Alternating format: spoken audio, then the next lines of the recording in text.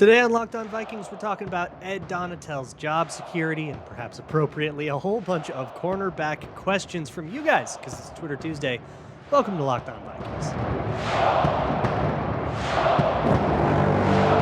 You like it on 3, 1, 2, 3, you like it! You are Locked On Vikings, your daily Minnesota Vikings podcast, part of the Locked On Podcast Network, your team every day.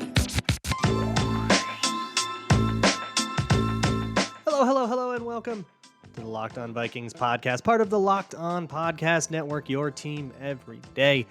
As always, I am your host, your pal, and the kid you copied off in math class. My name is Luke Braun. You can find me on Twitter at Luke Braun NFL. The show is on Twitter at Locked On Vikings. Thank you so much for making Locked On Vikings your first listen of the day, each and every day. You can also find the Locked On Vikings podcast on Amazon Fire or Roku. If you have those smart TVs, you can download the Locked On Minnesota Sports app. Find this show right there, as well as everything else Locked On is doing related to Minnesota sports, all the way from the Gophers to the Timberwolves, Twins, and of course the Locked On Minnesota Sports page itself with stuff like the Minnesota Football Party with me on it, as well as the Ron Johnson, Joe Superior Sports Talk, and all that too. It's Twitter Tuesday. That means I'm answering your questions all day long. If you have questions for me, you can always send them to me at lockedonvikingspodcast@gmail.com, or you can send them to me in the Google form, which is linked in the show notes, or just on Twitter at Luke Braun NFL or at Locked On Vikings on Twitter. Before I get started with this, I would like to plug a little giveaway that I'm doing. This isn't a Locked On thing at all. This is just me doing a giveaway for the nonprofit from which we got the rabbits, the ZD and Zoe. They show up in YouTube all the time over ad reads. They are from a nonprofit that rescues rabbits from like kill shelters and illegal trades and stuff. And they have some pretty insane vet bills, and I'm trying to help them out. And to do so, I've worked it out with them where I'm doing a jersey giveaway. If you donate some bucks to them, $1 equals one raffle ticket. And if your raffle ticket gets chosen, you get a jersey. For more details, go to the tweet linked in the show notes. But really, just do a donation, email it, a screenshot of it to me at lockedonvikingspodcast@gmail.com. That's all you need to do to get entered. Donate as much as you feel comfortable. I would love it if you did that. Okay. All that stuff out of the way. Let's get into Twitter Tuesday. The first question comes from SportsGuy709, and I got some version of this a million times, but I like the way this is put. If the defense plays how it did against the Patriots for the rest of the season, and assuming the Vikings don't win the Super Bowl, do you think Donatell's job is at risk? The short answer to this is no. The defense is struggling, and I think it's okay to criticize Donatell and to say, hey, this was wrong. I don't think he should have done this. This was a mistake. But when we talk about calling for the guy's job, you got to understand the costs that come with that. And I don't think that it's appropriate to essentially chalk up a season of a lot of growing pains, right? A lot of guys just getting used to stuff, still thinking, new reads, new terminology, all sorts of new stuff to think about.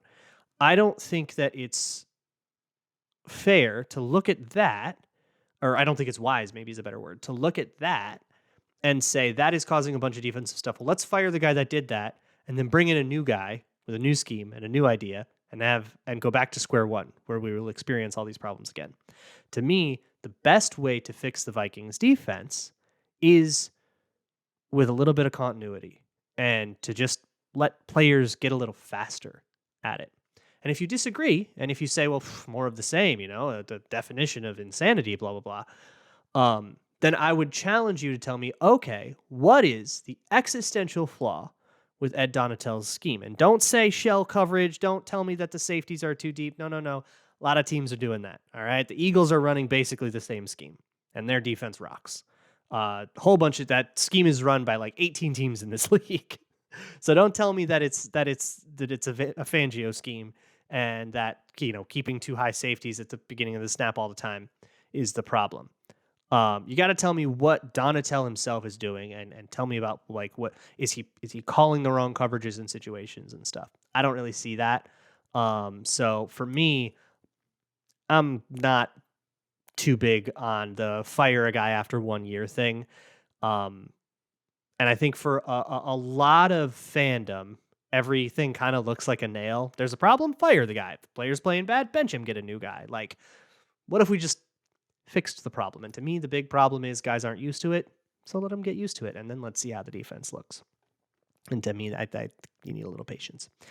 Waka Waka asks, why weren't the Vikings able to get pressure the first 3 quarters? Pats had 2 starting O-line out and an immobile QB. The thing about that immobile QB, he got the ball out of his hands. He got the ball out of his hands remarkably fast. And that was the reason.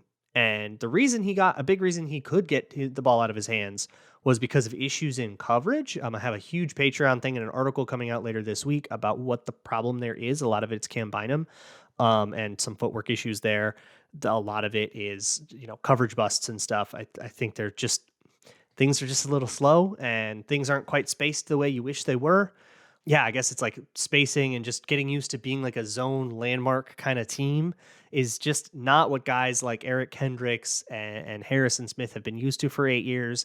And it's not what guys like Jordan Hicks and Cam Bynum and Shannon Sullivan are really excelling at either. But again, I mean, some of those guys are going to be gone after a year. Like Shannon Sullivan's on a 1-year deal, right? Unless they decide to bring him back, kind of a moot point for next year.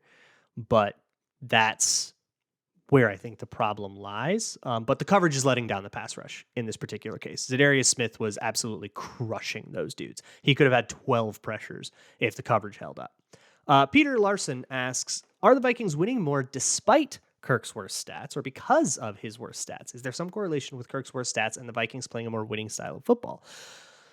So statistically, I would really hesitate to say that like good stat or bad stats are better. Like that's probably not good analytics.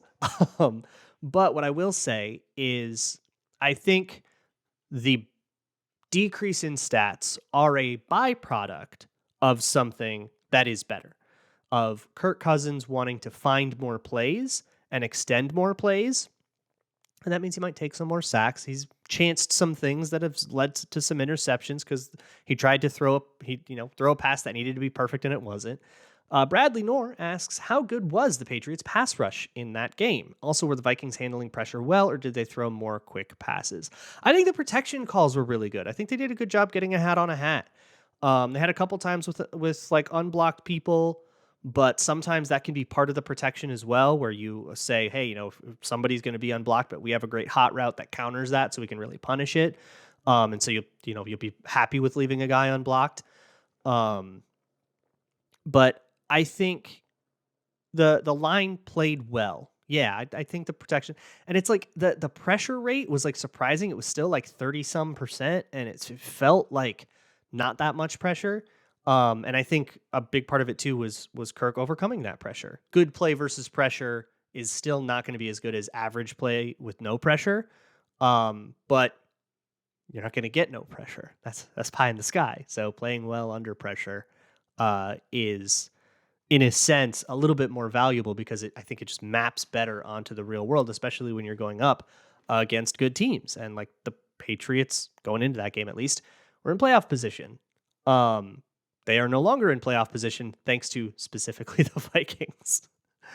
I have a whole bunch more questions to get to. So some of these are really fun. We'll talk a whole bunch about corners coming up in a sec, as well as, some weird ones like there always are. But let me first talk to you about Turo. Turo is the world's largest car sharing marketplace. If you are traveling, or if you just want to try something out, or you just need something economy to get you from point A to point B, Turo can book any car you want, wherever you want it, from a community of local hosts across the United States and also UK, Canada, and Australia. You can browse a huge selection of vehicles, SUV, something spacious that can fit the whole family, test drive an electric car, or like a classic or luxury car. If you want to show up to something in style, Turo can help you out with that as well. And many Turo hosts even deliver their car right to you. Every trip is backed by liability insurance. Terms, conditions, and exclusions apply. Forget boring rental cars and find your drive at Turo.com. Thanks again for making Locked On Vikings, your first listen of the day. For your second listen, check out Locked On Sports Today. They're talking about all things in the wide world of sports. You can find that also wherever you find your favorite podcasts. Get a little bit of World Cup action and whatever else is going on in sports. Maybe some Timberwolves news you guys are perhaps paying attention to. So let's move on with this Twitter Tuesday mailbag. Next one comes from Squeaks. We're talking a lot about corners in these next few. And that question is, has P2 truly had a Pro Bowl worthy season so far? Yes. With a bullet, I think. Not only has he generated a lot of interceptions, but those interceptions were very skillful. There's a lot of veteran stuff. When you look at why those interceptions happened. Interception totals can get inflated if a quarterback just throws a crappy pass and you happen to be there, right? Or tip drills or whatever. That's not how Patrick Peterson's getting his interceptions. He's earning them by knowing what's coming. He's playing like a vet. I think he's a big part of the locker room. I think he's been a big part of the development of a guy like a Caleb Evans or Cameron Dantzler. His impact on the Vikings has been a big deal. The thing is, the Pro Bowl is a popularity contest. At the end of the day, there's fan voting, but even the coaches and players and contributions are still pretty much popularity contests. Newsflash, when you're in the middle of a season and you're a head coach or a player, you're not exactly paying a ton of attention to what's going on around the NFL. So you have to sort of ascend into the national consciousness to get on the radar of players. And I do think Patrick Peterson has done that. I like his chances to actually make the Pro Bowl. I certainly think he deserves it, and I like his chances to actually do it. Malcolm Biggles says, is Duke Shelley really a serviceable backup cornerback? I hesitate to go that far. No, I don't think he's athletic enough to be. His athletic profile is pretty bad, and I think the big Devontae Parker catch you saw, pretty good technique.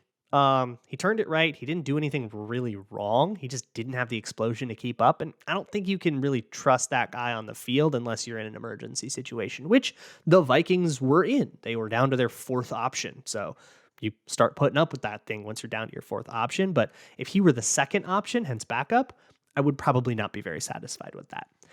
Corey Olhauser says, what should we do at the cornerback position? I know you say we can't change our personnel, but we're depleted at the position. Yeah, sure. So I talk about that like you're not going to get a new slot corner to replace Chandon Sullivan, right? You're not going to get a new right guard to replace Ed Ingram, right? Whoever's on your roster is who's on your roster. The Vikings are currently, if a Caleb Evans does not play against the Jets, which I'll talk about in a second because we do have some updates on that. You wouldn't have Andrew Booth. He just had knee surgery. You wouldn't have Cameron Dantzler. He's still on IR for at least 1 week necessarily, and they hope to get him back the week after. So you would be down to Duke Shelley again. If Duke Shelley had to play another game, I don't think that would be such an emergency. You have to start looking at the waiver wire. I'll tell you that much. You're down to your fourth option, right? And I don't know if waiver wire guy coming in and, not practicing till Thursday is going to improve on this situation. And I don't think that this situation is very long term because Caleb Evans practiced with a limited red contact, no contact jersey. Now, if you remember from the Christian Darrisaw thing, that implies that he's nearing the end of the concussion protocol. He's in step 3 or 4 of 5, or phase 3 or 4 of 5. And if he didn't come off after a half hour, which I believe the beat reporters would have said that, they didn't say that. They only spotted him, and the media can only see for a little bit. So we kind of don't really know. But if a Caleb Evans didn't come off after just 30 minutes, if he practiced for more than 30 minutes, then that means phase 4. Phase 3, you can practice no contact for a maximum of 30 minutes. So Caleb Evans is close to coming back. Now, all concussions are different, and all concussions progress in different ways. So we got to wait to see how the whole week bears out. But they did have a light kind of walkthrough-y thing on Monday, a light practice, and Caleb Evans did participate in that, and that's a very good sign. So I like Caleb Evans' chances to be ready to play for this game. But if he gets hurt again, or if he can't go or whatever, and it happens to be Duke Shelley, some questions don't have answers, man. There's no way you can set up where you can just like withstand 3 injuries at the same position. Nobody's got that. And eventually you're going to find a Duke Shelley on a roster if you dig deep enough. That said, if you want to go start looking at people's practice squads for people you prefer to Duke Shelley, I guess be my guest. Justin Raish asks, what's the offense going to look like big if, Irv can be healthy in the playoffs? Yeah, so Kevin O'Connell has insisted that that Irv Smith is still a part of the Vikings offensive plans, that they have a plan for TJ Hawkinson and Irv Smith on the field. It's just that you'd see a lot more 12 personnel. You might see 11 personnel plays run out of 12 personnel. So you might see like a 3-by-1 bunch with 2 tight ends in it. As a way to maybe coax more linebackers in there. And then if you got a linebacker in the bunch and you know that they're bunch coverage rules, you might be able to exploit that to get Justin Jefferson on a linebacker. That's the kind of stuff that gets really, really exciting. Plus, you can plus you can run out of that. Plus, you just have a little bit more rotation. I'm also trying to keep an eye on Ben Ellefson. I don't know if he's going to come off IR or not. Right now, Nick Muse is on the active roster. So that I do think that it can kind of help unlock a new dimension, help get better matchups for Jefferson and Hawkinson and all of those guys. But of course, big if he ever gets healthy. I have a bunch more questions that I want to get to, so let's keep this baby rolling. But first things first, I want to tell you about another podcast that I'm actually super excited about. It's called Block Forever. It's at Audible, and this episode of Locked On Vikings is also brought to you by Audible. Audible is releasing a slate of new football podcasts, and I'm sure you're going to love them. Block Forever is one of them, and it's hosted by former NFL All-Pro Ryan Khalil, brother of Matt. You may remember him.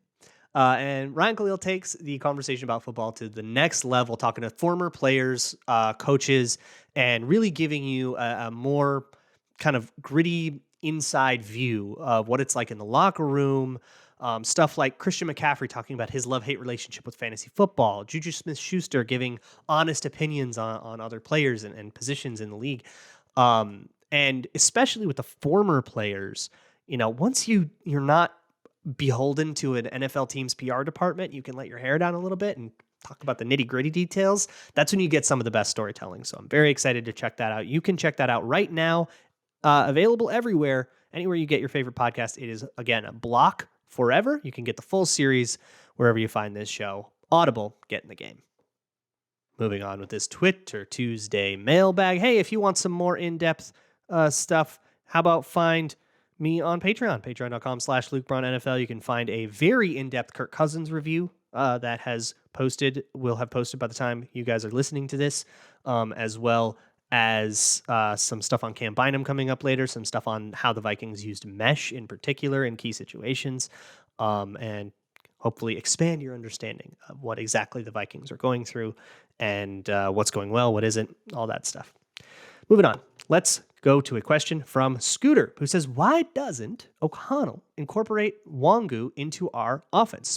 A special package with just a few plays could really take advantage of his unique skill set. So there could be a bunch of answers to this, but I think a lot of it is tells. So the Vikings are kind of hard to predict because they do everything out of the same personnel. The main principal 5 players, they're 11 personnel with Jefferson, Thielen, KJ Osborne, and now Hawkinson, Dalvin Cook. That 5 players, they have everything in their playbook.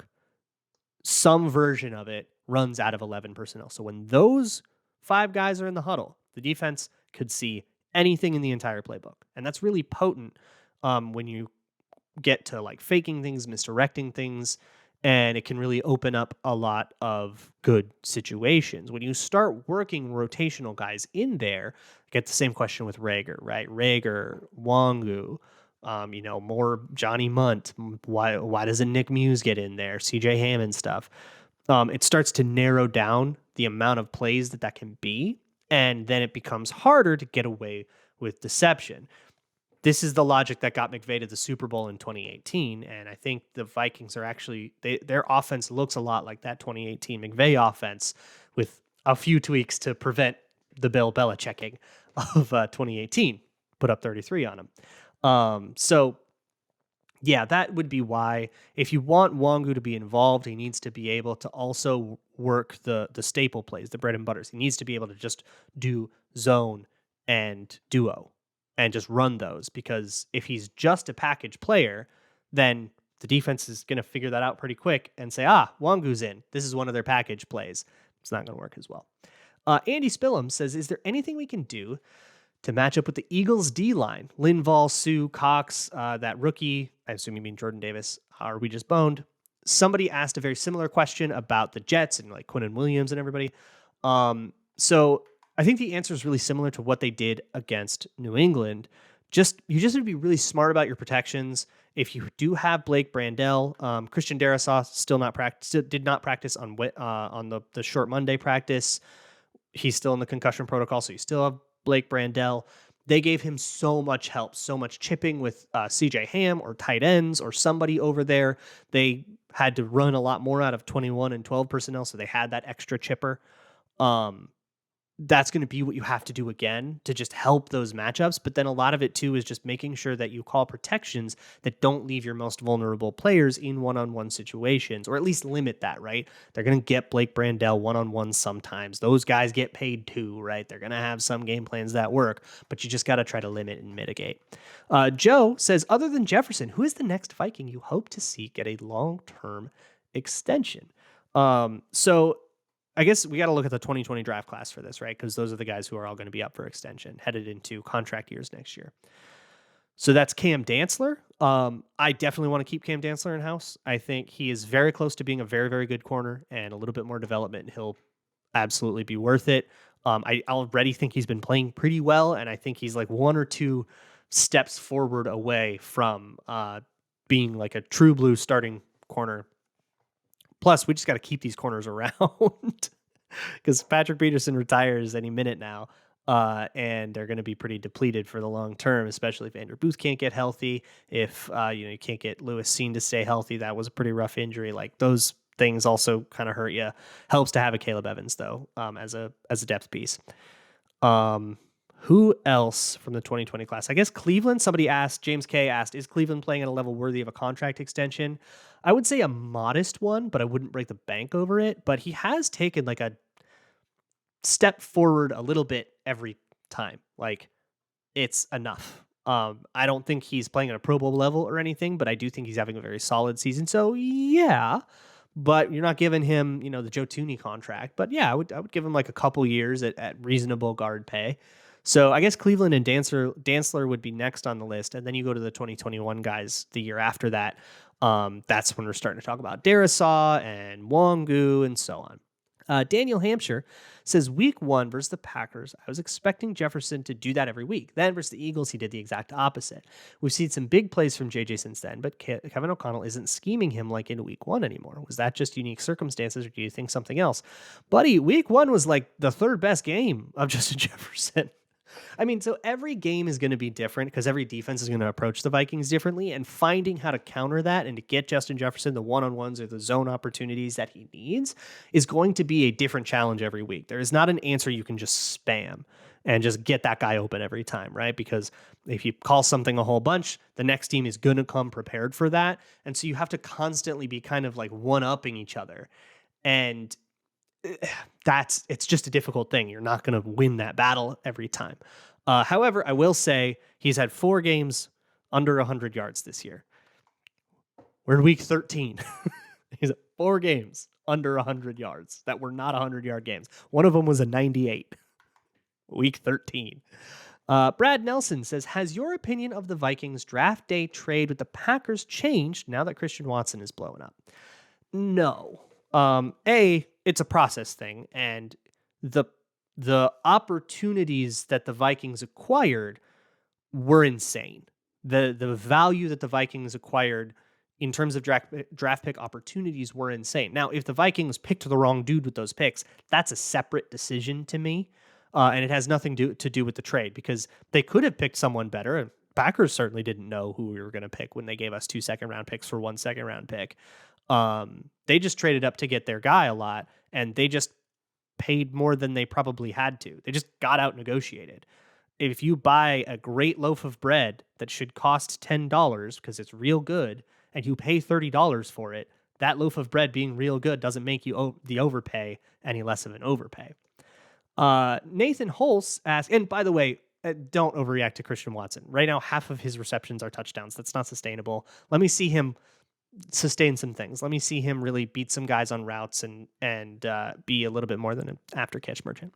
Nathan Holtz asks, Is Kendricks washed? All season, I've been assuming there was some nuance to his bad PFF scores, but on Thursday, he had some truly abysmal reps. He's struggling. Yeah. He's one of the guys I'm always talking about when I say, yeah, the Vikings, they're learning, even the veterans, blah, blah, blah. Kendricks is making mistakes. He's slow to get out there sometimes because he's still thinking. So is Daniel Hunter. So is Harrison Smith. They're all still thinking. Washed? No, I don't see problems in athleticism. I see a guy that's just not playing as instinctively as he did last year in the system he's been in for 8 years. Who'd have thunk it? PW Minneapolis says, what has to happen for Justin Jefferson to get in the MVP conversation? So he has to play quarterback. I'm sorry. I just don't see a world in this modern era where quarterbacks doesn't win MVP, where it's something else. If we really want to talk about it, 2K. I think if he gets to 2K, then we can that's so historic that it will be so in the consciousness of like sports writers that maybe we can talk about him like getting a vote, maybe, but probably not still. He's got to play quarterback. Riley Osborne Hudson asks a two-parter. First part is, would the Vikings defense this year make the Broncos offense look good? No, I think they're broken beyond repair, and I don't think it has anything to do with quality of defense. They've done bad against bad defenses too. And the second part is, what is your opinion on the Younger Dryas impact hypothesis? So for those who are unaware, the Younger Dryas impact hypothesis is an alternate theory to one of the prehistoric mass extinctions. There's been many mass extinctions throughout the history of our big blue marble, and the Younger Dryas one is widely believed to be caused by climate change related events, prehistoric climate stuff. The climate got warm enough where there was a very big ice cap melt, and that led to a very big influx of cold Arctic water entering the ocean, disrupting ocean currents, and basically creating insane weather events everywhere. That is the widely accepted theory for why a whole bunch of the megafauna, the big dinosaur-esque things, died in the northern hemisphere and created the Ice Age.